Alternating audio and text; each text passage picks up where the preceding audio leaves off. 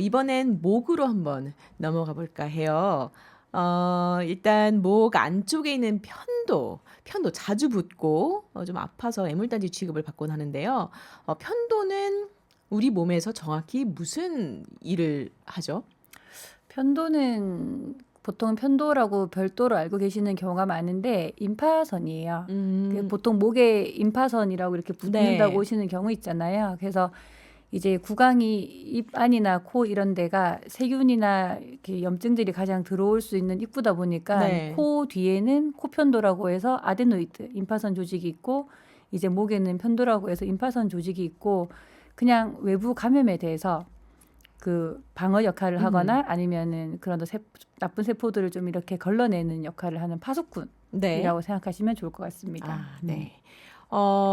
그러면 저도 이걸 얼마 전에 어디 뉴스에서 본 것 같은데 신문 기사를 읽다가 본 것 같은데 목에서 가끔씩 뭔가 노란 그렇죠. 색을 띤 쌀알 만한 뭔가가 이게 나오고 그게 안 좋은 냄새가 날 때도 있다고 들었어요. 그게 약간 구취의 원인이 될 수도 있다는 그런 네. 이야기도 들었던 것 음. 같은데 이게 만약에 거울로 내 입 안을 들여다보다가 그게 보이면 집에서 내가 자가로 뭔가 면봉을 이용해서 이거를 빼내도 괜찮은가요?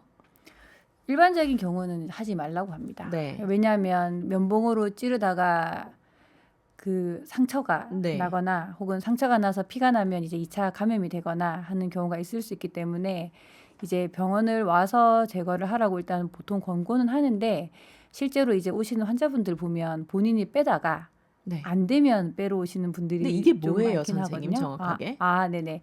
편도 결석이라고 해서 편도 편도 결석이요? 결석, 예, 콩팥에 뭐 신장 결석이나 담도에 담도 네. 결석 생기는 것처럼 이제 편도에는 조그마한 구멍이 있거든요. 네. 정상적인 구멍들이 있는데 그게 이제 염증이 자주 생기거나 편도염 음. 같이 자주 생기거나 하면 그 구멍이 조금 커지거나 이게 틈이 좀 생기는 경우가 있거든요. 그러면 네. 그 틈에 정상적인 세포 활동 때문에 생기는 세포나 아니면 음. 아까 그 편도가 세균을 거르는 역할을 한다고 했으니까 네. 그 세균들이 들어갈 때 들어가거나 이런 것들이 섞여서 이제 찌꺼기가 만들어지면 그 아. 돌처럼 굳는 사람들이 생겨요. 돌처럼 예, 딱딱해지나요? 거기 껴요. 네. 이게 굉장히 흔한가요?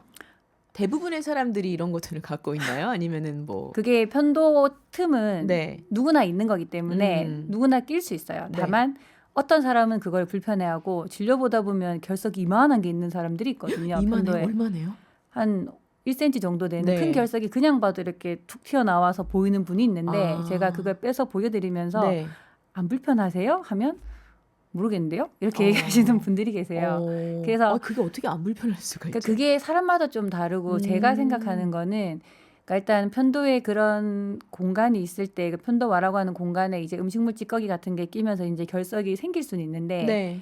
이게 그게 있어도 모르는 사람하고 이제 그거를 인지하는 사람이 있거든요. 네. 근데 인지하는 게 굉장히 무서워요. 음. 왜냐하면 우리가 모르고 살 때는 그냥 있는가 보다 하고 그쵸. 넘어가는데 그거를 알게 되면 그 증상이 캐치가 되잖아요. 네. 그러면 그 증상이 캐치가 되면 그게 싫다는 감정이 생기거든요. 그쵸. 그러면 다음번에 그게 생기면 요만큼만 생겨도 그 네. 감정이 생기면서 그걸 불안해하는 분들이 되게 많아요. 그래서 음.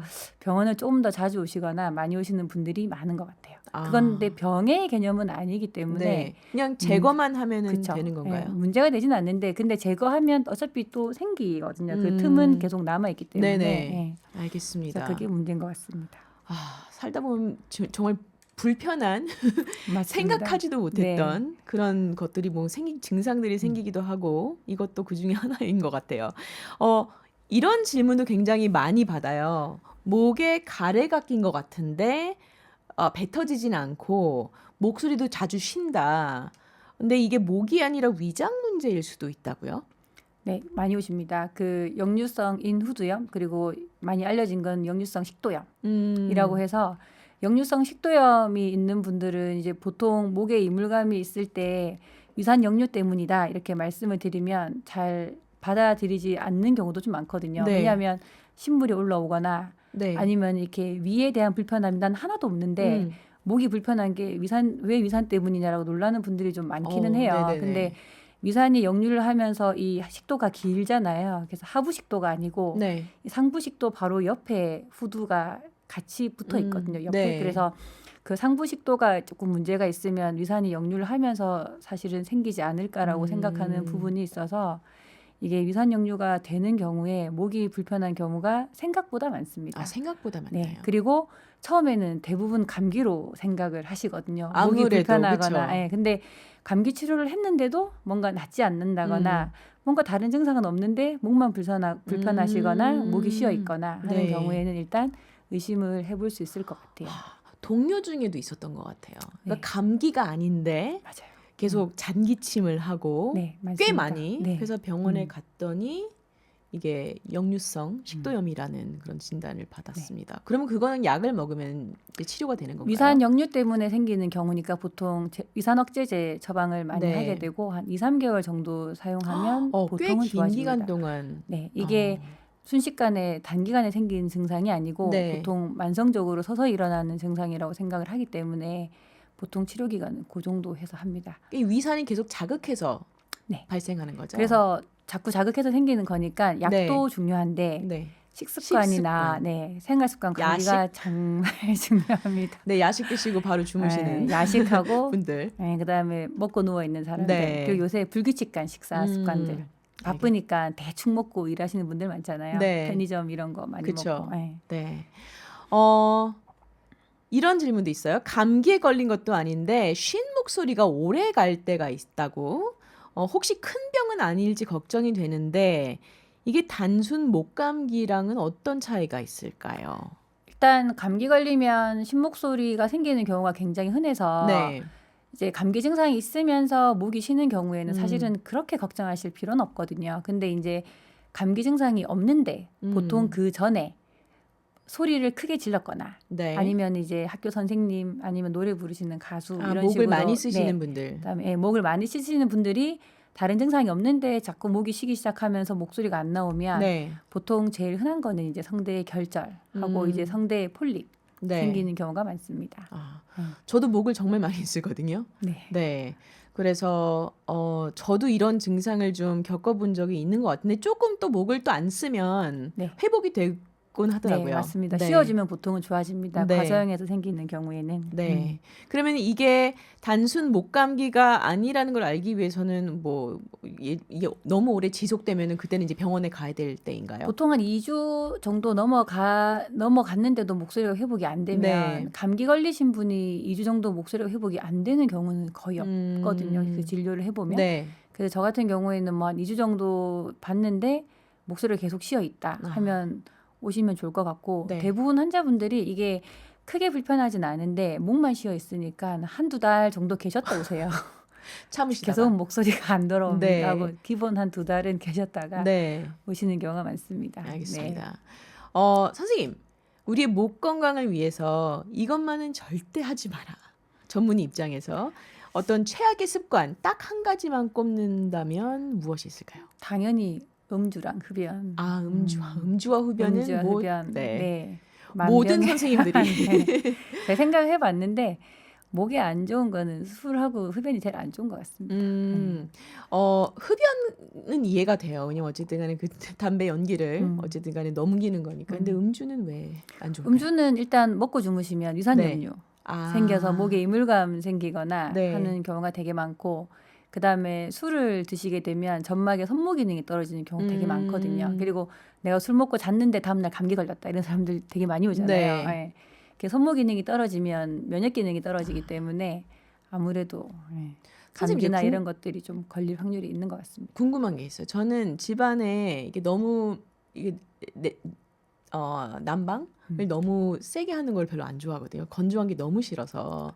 그래서 좀 이렇게 좀 그래도 다른 집들보다는 조금 그래도 선선하게 지내는 편인데 그래도 이제 저도 항상 말을 하는 직업을 갖고 있다 보니까 이게 목 건강에 신경을 안 쓸 수가 없더라고요. 그래서 집에 있을 때는 항상 스카프나 뭔가 작은 뭔가 손수건, 큰 손수건 같은 거를 목에 두르고 있는데 이게 목 건강을 유지하는 데 도움이 되나요?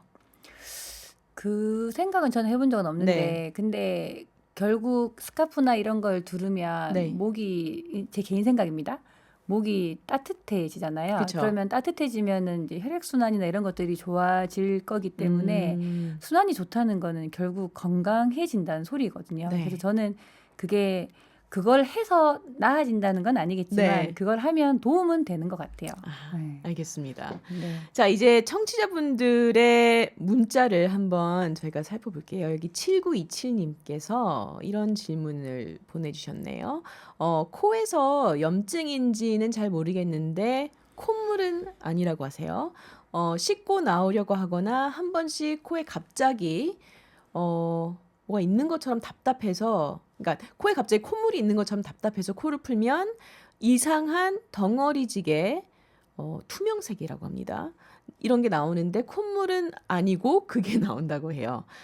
가끔 안 나올 때는 답답하다고 코를 몇 번 풀다가 그래도 안 나오면 한 1, 2분 있다가 답답해져서 풀면 또 그것이 나온다고 하시네요. 그게 뭘까요? 이게 축농증 염증일까요? 이분은 비염 수술도 하셨다고 해요. 그러니까 투명하고 약간 이상한 덩어리지게 나오는데 점액인 것 같은데 네. 비슷한 분들 꽤 계시거든요. 아, 그래요? 네, 오. 경험해보면. 근데 네. 일단 그 비염이 있으면서 기본적으로 부비동염 수술을 하셨으면 그 부비강 내의 점막의 상태가 네. 제 생각입니다. 네. 진료를 제가 보진 않아서 모르겠지만 점막의 상태가 건강하신 분하고는 조금 다를 가능성이 있거든요. 그러면 다른 사람들은 콧물이나 점액이 적게 네. 생기는 환경에서 그 사람은 조금 더 생기거나 그런 게 있을 수 있거든요. 그러면 그게 감기는 아닌데 네. 뭔가 이게 점액이 자꾸 이렇게 만들어지는 게 있으면 그게 나오는 거예요. 네. 그런데 예전에 부비동염 수술을 하기 전에는 공간들이 다 막혀 있기 때문에 걔들이 고여 있어서 염증을 만들었다고 하면 네. 지금은 부비동염 수술을 하시면 그 부비동염증이 생기는 그 공간들을 다 깨부셔서 네. 공간을 다 이렇게 열어서 개방을 시켜 놓거든요. 네. 쉽게 말씀드리면. 네. 그러면 개방이 되어 있으니까 코에서 생기는 그런 조금 비정상적인 점액들이 나오는 것 같아요. 근데 그게 특별히 많아지거나 네. 그것 때문에 뭐 머리 아프다든지 뭐 열난다든지 하는 증상이 없으시면 네. 저는 괜찮지 않을까 싶은데 사실은 이건 제가 코 상태를 보고 말씀드리는 건 그쵸. 아니라서 조금 조심스럽긴 합니다. 근데 근데 이분이- 은근히 많습니다. 점액질 나온다고 하시는 분들. 근데 이분은 이제 답답해지면은 이제 약간 코 풀듯이 그걸 푼다고 그렇죠. 하셔서 예. 그건 괜찮은 건가요? 귀에 문제가 되지 않을 정도면은 네. 가볍게 푸는 거는 저는 괜찮다고 설명을 드리긴 합니다. 예. 아, 근데 잘 안 나올 거예요. 끈적이면. 네. 그럼 그거는 그냥 그래서 보통 이런 경우에 많이 하라고 하는 게 코세척. 그러니까 저게 저런 끈적한 경우에요? 점액이 이제 네. 고여 있으면 세척해서 씻어내서 일단은 뺄 수 있으니까요. 네. 너무 자주는 아니라도 세척을 해주시면 도움이 될 것 같기는 한데. 오, 알겠습니다. 네. 그렇습니다. 지금 코 세게 푸는 거에 대해서 말씀하셨는데 그 귀에 이상이 그렇죠. 오죠.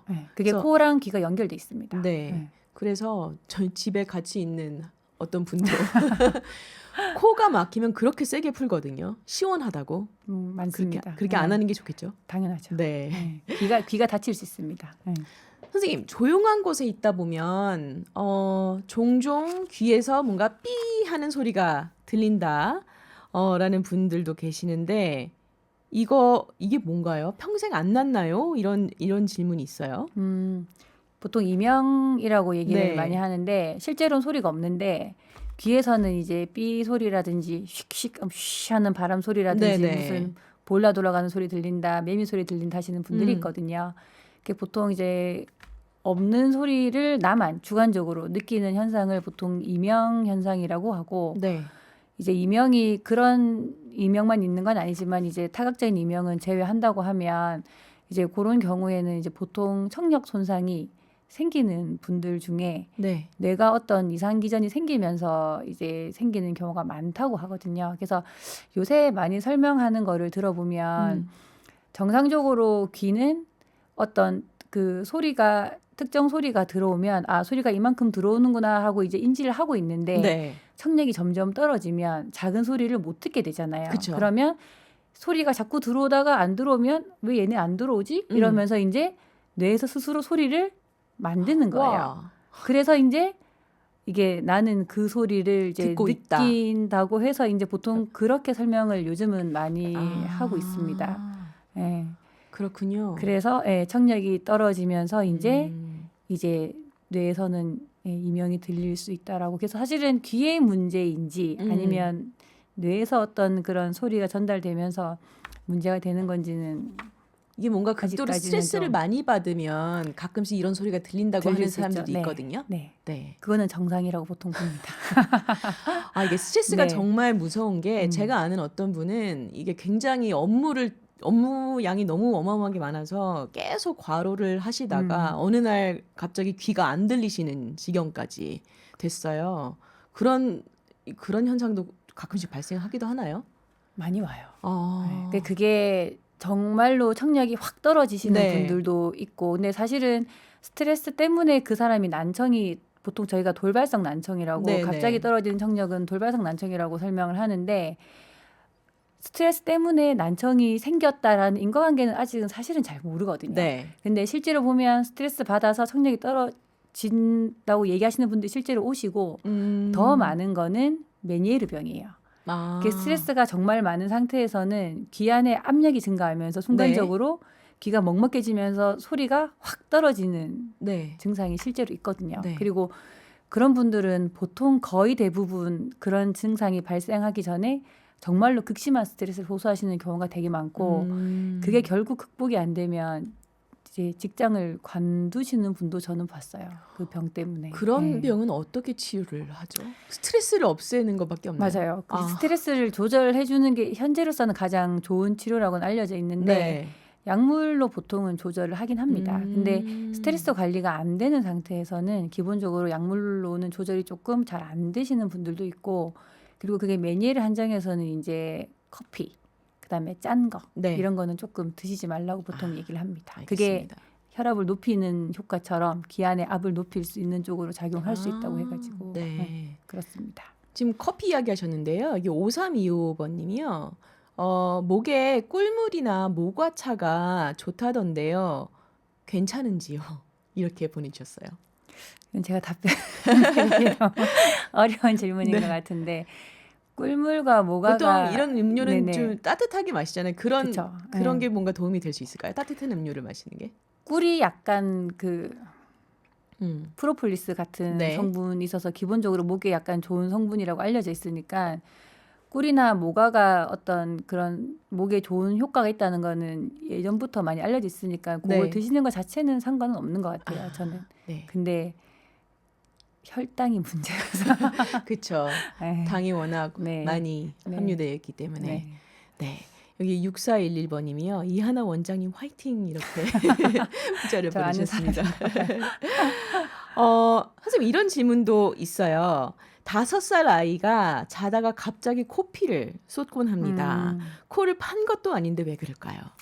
보통은 이제 코를 안 팠다고 생각은 네. 하시는데 그 자다가 무의식적으로 건드는 경우도 있고 그리고 코피가 이제 소아에서 소아뿐만 아니고 성인에서 가장 나는 흔한 원인은 점막이 그냥 찢어져서 나는 거거든요. 네. 근데 점막이 찢어지는 원인을 생각해 보면 대부분은 코가 불편해서 코를 건드렸던 과거가 다 있어요. 어떤 자극이 그쵸. 가해져서. 뭔가 네. 자극이 있어서 그런 경우가 많고 그게 일회성이면은 잠깐 났다가 알아서 치료가 될 건데 그런 자극이 생겨서 코에 이제 딱지나 가피 같은 게 생기면 자꾸 불편하니까 자꾸 건들게 되거든요. 네. 그러면 결국은 상처가 커지면서 깊어지면 혈관까지 이제 건들게 되면 네네. 이제 피가 나는 거죠. 그게 음. 제일 흔한데 가끔은 이제 진짜로 병이 있어서 코피가 나는 애들도 있을 수 있으니까 네.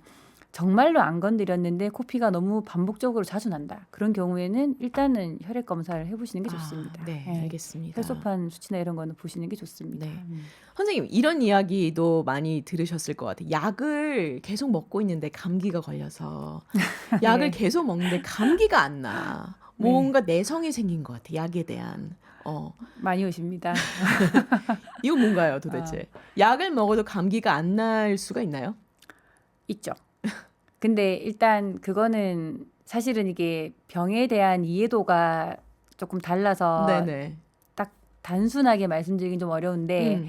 정말로 딱 감기만 놓고 보면 사실은 감기는 저절로 낫는 거잖아요. 네. 바이러스 감염이기 때문에 저절로 낫는 건데 낫기 전에 증상 조절을 하는 거잖아요. 네. 그러면 감기약을 먹었을 때 증상 조절이 안 될 수는 있어요. 내가 코감기약을 먹었는데 콧물이 많으면 왜냐하면 콧물약이라는 것 자체가 콧물을 100% 없애는 약이 아니거든요. 그래서 네. 콧물의 양이나 점성을 조금 줄여주는 경우가 많기 때문에 줄여주는 것. 그렇죠. 그래서 100% 없애지는 않기 때문에 이게 약을 먹고 조금 증상이 호전이 되거나 할 수 있긴 하지만 기본적으로 약을 통해서 낫지는 않거든요. 네, 네. 근데 가끔 어떤 경우가 있냐면 약을 먹으면 증상이 정말 차도가 하나도 없거나 아니면은 약을 먹고 더 심해진다고 얘기하시는 심지어. 분들이 네. 있단 말이에요. 약을 먹고 더 심해져서 얘기하시는 분들이 있으면 저는 항상 반문을 하거든요. 그 약이 안 듣는 거는 단순 감기가 아니라서 그럴 확률이 가장 크다. 감기가 아니기 때문에 감기약이 안 되는 거다. 근데 그 감기가 바이러스 감염에 한정해서. 네. 그래서 사람들은 항생제 알겠습니다. 먹는 감기도 감기라고 생각을 하시잖아요. 네. 그러니까 내가 감기인데 항생제 먹는다고 생각을 하시니까. 그래서 약이 안 들으면 그거는 약의 문제가 아니고 그 약이 안 들을 만한 뭔가 다른 문제가 있을 수 있습니다라고 저는 설명을 드리거든요. 네. 그러면 되게 막 무서운 병이 있을 거라고 생각하시는데 보통의 경우는 그런 경우는 아니고 이제 항생제를 쓰면 좋아지는 이제 감기라고 표현하기는 좀 그렇지만 그런 네. 호흡기 감염인데 감기약만 계속 드셨다거나 하는 경우가 일단은 제일 많습니다. 알겠습니다. 네. 6334님이요. 원장님, 갑자기 코골이가 생겼는데 살이 쪄서 그런 거라면 다이어트하면 코골이는 없어질까요? 라고 질문을 해주셨네요. 망설이시는데. 네. 이게 일단 살을 빼면 코골이는 좋아질 가능성은 있는 것 같습니다. 네. 보통 요새 신혼 부부들 중에 특히 남자분들 네네네. 결혼하면서 한 10kg 훅 쪄서 오시면 그런 분들 대부분, 많죠.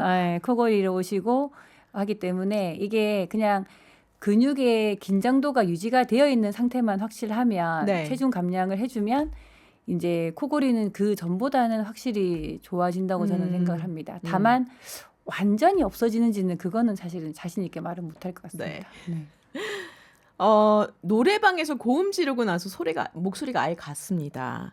날달걀을 먹으면 풀린다던데 진짜인가요? 그거는 안 그런 걸로 결론이 났습니다. 네. 일단은 계란이 네. 성대에 도달하지를 않고요. 네. 먹으면 식도로 바로 넘어가 버리기 때문에 그게 성대 먹는다고 해서 성대에 약간 그 윤활유 역할을 한다거나 부드럽게 해준다거나 하는 그건 없는 것 같은데 네. 예전에 보면 하나씩 먹고 가야지 맞죠? 이런 그런 방송들을 많이 봐서 생긴 네. 오해인 것 같고 오히려 그 점도 있는 것 때문에 성대 움직임을 방해해서 더 안 좋다고 하는 얘기도 많습니다. 그래요? 네. 아. 그게 끈적끈적하기 때문에 네네. 성대가 부드럽게 움직이는 거는 사실은 정상적인 점액이나 차라리 물같이 그런 게 더 차라리. 낫고 네. 계란은 점도가 있으니까 오히려 잘못 들러붙으면 성대가 조금 더 적게 움직이면서 목소리에 안 좋을 수 있다고 네. 합니다. 이런 질문도 굉장히 많습니다. 물놀이를 하거나 샤워를 하고 나면 귀에 물 들어간 느낌이 며칠씩 가요. 고개를 흔들어도 안 빠질 때는 어떻게 해야 하나요?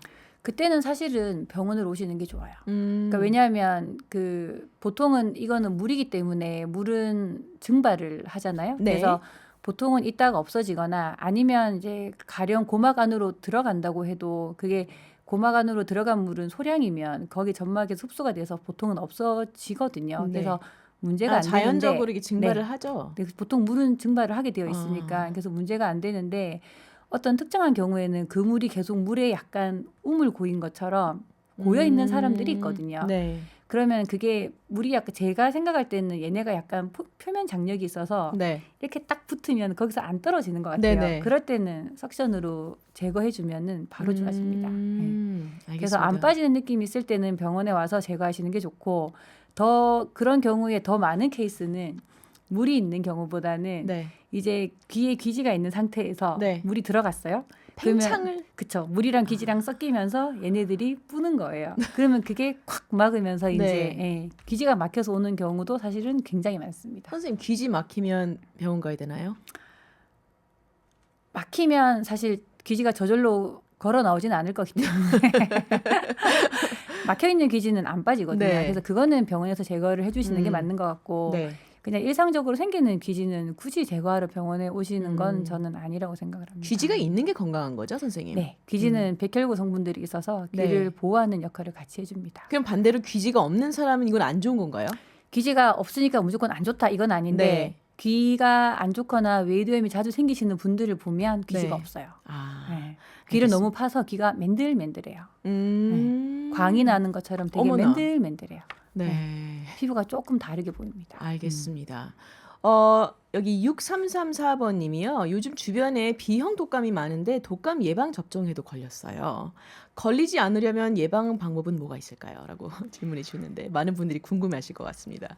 사실은 방법이 없는 것 같은데 저도 지금 많이 겪거든요. 예방 네. 접종을 저 맞았는데 걸렸어요 하시는 그쵸. 분들이 좀 많아요. 근데 원래 예방 접종의 성공률 자체가 그러니까 예방 그 자체가 한 70% 정도 많이 잡아도 그 정도 보기 때문에 네. 10명 중에 7명은 안 걸리는데 3명은 걸리는 분이 생깁니다. 음, 근데 독감이 지금 요즘 갑자기 독감이 꺾였다가 다시 유행을 하거든요. 네. 근데 제가 생각할 때는 환기 안 시켜서 그런 것 같아요. 아, 예, 물론 내가 의도하지 않는 환기. 상태에서 환자를 접촉하는 건 어쩔 수가 없는데 네. 결국 독감 감염은 비말 감염이기 때문에 네네.